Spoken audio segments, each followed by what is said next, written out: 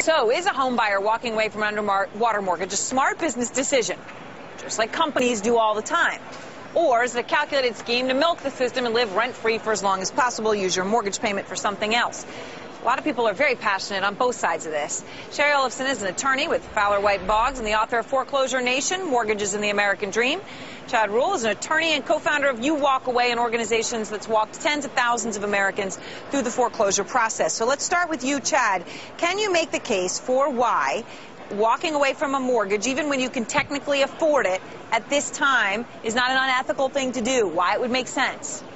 Well, it's a business decision. You know, people entered into an agreement, a promise with the bank to pay their mortgage, but if they didn't, then the bank could take the property back. So they took collateral in it, and they also hedged their bet because they have interest rates with these loans, and look at it from a business decision that they're not making their payment, whether it's a strategic default or it's based on necessity, then the bank gets the property back.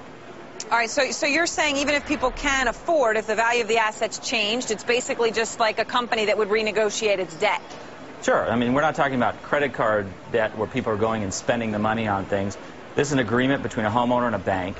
They took out a mortgage on a property that is collateralized by the bank, and the bank's lost out in this case. The market value's dropped, and it's unfortunate, but the banks are going to have to take that loss. Shari? Makes sense, or just completely off the mark? I think you know what I'm going to say. There are two components to this. The first, obviously, is the ethical issue, and the second is, as Chad referred to, the business issue. The third piece, though, is information that's out there for people, and something that viewers need to remember is that just as there were mortgage brokers selling us loans that weren't appropriate for us, so are there companies selling us services like this that may or may not be accurate information providers and appropriate. In terms of the ethical piece, Aaron, anyone who thinks that they can walk away and no one's harmed except for the bank is wrong. Your neighbors, it's just flat out wrong. Your neighbors' home prices are going to be affected by your foreclosure sale price, and the cost of borrowing is going to go up sky high for all of us.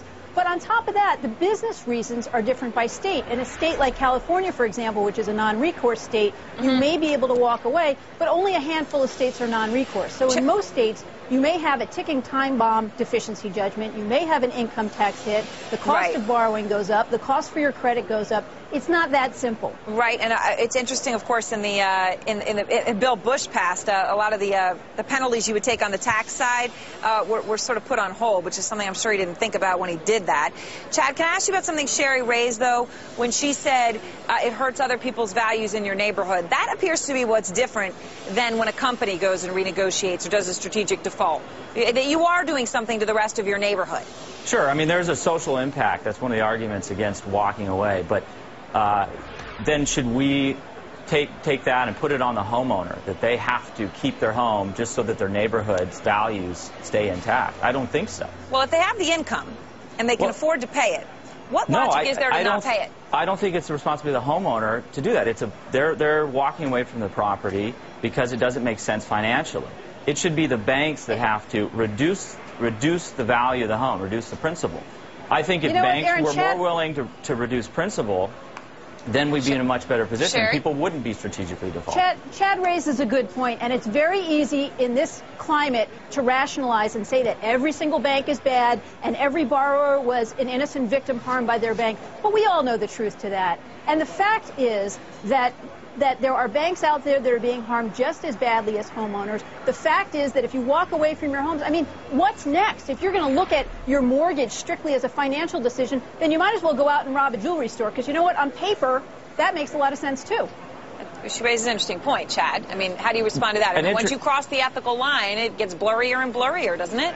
You're comparing a robber to a homeowner that is looking at a financial decision. If we talk about these poor banks, the banks, as I said, they hedge their bet in interest rates. And if you look at state-specific interest rates, there's about 8 states where it's easier to walk away or to get out of deficiencies. And in those states, the banks have higher interest rates. So it's almost like an insurance against something like this happening. All right. Well, thanks very much. Well, I'm sorry, Shari. The bottom line is you need to be...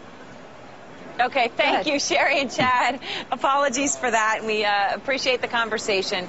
A lot of heated response from our viewers. We'll follow up on that.